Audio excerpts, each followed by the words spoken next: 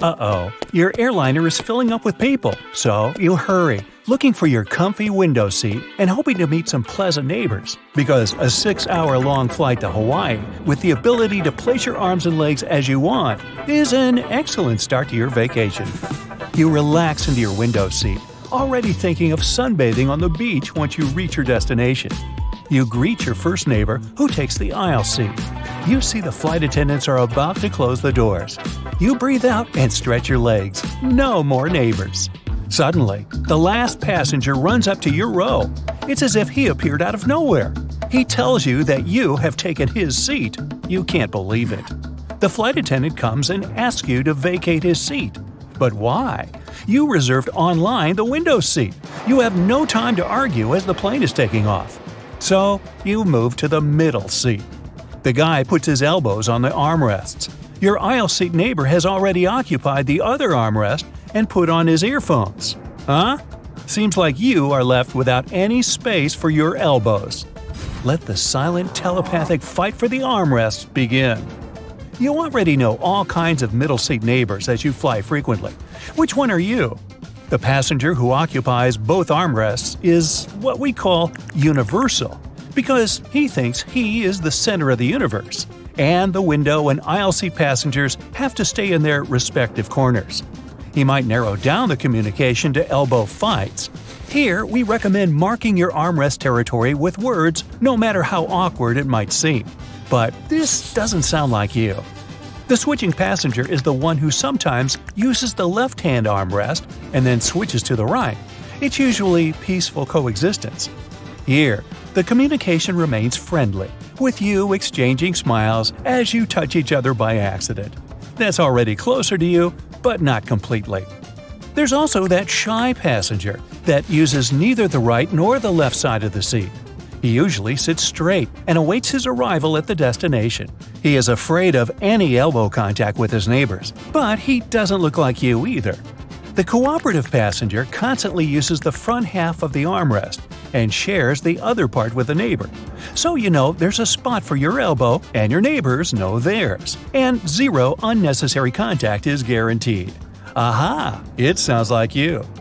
Now, you place your elbows on both armrests by moving the arms of your neighbors, smiling and indicating that they need to share the joint space. Now, we will reveal the secret about how you got the middle seat. Your airline had to change the plane at the last minute, and an entirely different seating plan put you into the middle seat. It turns out, the flight editor could not keep your window seat anymore, as re-editing the seating plan within a short time is tough. Transporting everybody on board the new aircraft is like working on a puzzle. Another secret when they can assign a middle seat to you is if you get to the airport at the very last moment. If you've made no seat reservation and haven't checked in online, you're more likely to get a middle seat in the row next to the restroom. Or you'll be seated behind the wing and rewarded with extra noise from the engines. But you also have excellent chances to get a surprising upgrade or some extra space seated in the exit row or bulkhead seats. Algorithms drive our world these days, as you know. The secret here is that you need to use the same airline frequently. Then you will accumulate as many flight segments or miles as possible to become a status club member with pleasant privileges. And you will then be called the Gold One. Now, whenever you buy a ticket, your frequent flyer number will activate an algorithm in the reservation system. You'll be able to reserve an extra space seat online and get access to airport lounges. And even when the flight is not fully booked, the computer system will automatically block the middle seat next to yours. And you can enjoy spreading your arms and having no contact with a stranger during the whole flight. It can also come in handy to know how to get an upgrade at the last moment. Airlines regularly oversell seats on flights to maximize revenue and increase load factors. That's why they constantly analyze the number of no-show passengers for a certain time and date using a special software. It costs only $50 to $100 to an airline to upgrade an economy passenger to an empty seat in business or first class. That's why free airline upgrades can often happen.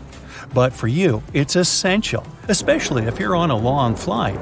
You will get your premium experience according to your priority status. It means that if you're on the gold list, you'll be of the highest priority ranking.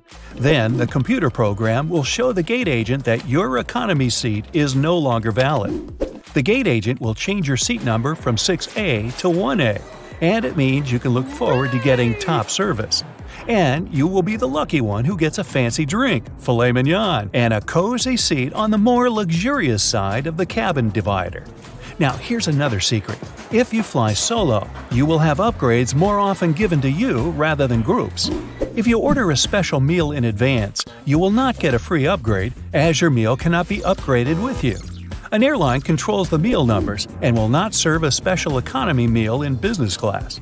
But you may as well get the upgrade if you are not a member of the Gold Club. Here's another algorithm that can help you get upgraded already at the check-in. A long-haul aircraft has, let's say, a total of 354 seats. We have 8 first-class seats, 42 business-class seats, and 304 economy-class seats. Now, let's assume there are 4 first-class passengers, 20 business-class passengers, and 330 economy-class passengers. The economy class is oversold by 26 people. Now, who will be the lucky 26 passengers to sit in the front, and when will it be decided? The airline supervisor instructs check-in agents to take notes of the arriving passengers, and they will silently put some of them into the SFU list. It means suitable for an upgrade. You will not notice your probable upgrade at that moment. At first, the check-in person will give you a standard economy class boarding pass with a seat number printed on it. It all begins 1 hour before the departure at the gate. That's when the check-in counter closes, and now the staff knows the final figures. Let's assume all 354 passengers appear on time. The last 26 economy passengers get their boarding passes without seat numbers, and the supervisor finalizes the passenger list. The first lucky 4 business class passengers with an upgrade can move to the first class, and 22 people from the economy class get upgraded to the business class. Now there's enough space in the economy class. New boarding passes get printed, and the gate supervisor announces the names of those who got lucky. That's why it's good to board late, because upgrades are still being processed up to the very last minute. By the way, check-in agents not only take your bag and give your boarding pass, they're also responsible for your admission to your destination on international flights. While talking to you at the counter, the agent gets a computer answer, an OK or a N-OK to board. Thanks to the pre-checks at the departure airport, the international arrivals border control goes much faster as some work was already done at the departure point. And you usually appreciate it because, this way, you can leave the airport quickly after a several-hour flight. The check-in agent also ensures that passengers do not carry excess hand baggage. While boarding the plane, you're welcomed by a friendly smile and hello from 1 or 2 flight attendants. You might not know it, but at this moment, the chief cabin attendant is secretly checking you whether you are fit to fly or not. They pay particular attention to possibly aggressive passengers, those that might get removed before the flight. While you're taking your seat on board the plane, flight attendants are spread throughout the cabin. They welcome you and check that you don't stow any hand luggage at the exit or bulkhead row. During the meal service, flight attendants control what you drink and ensure you do not exceed a certain amount. Be careful, flight attendants are watching you, but only to keep you safe.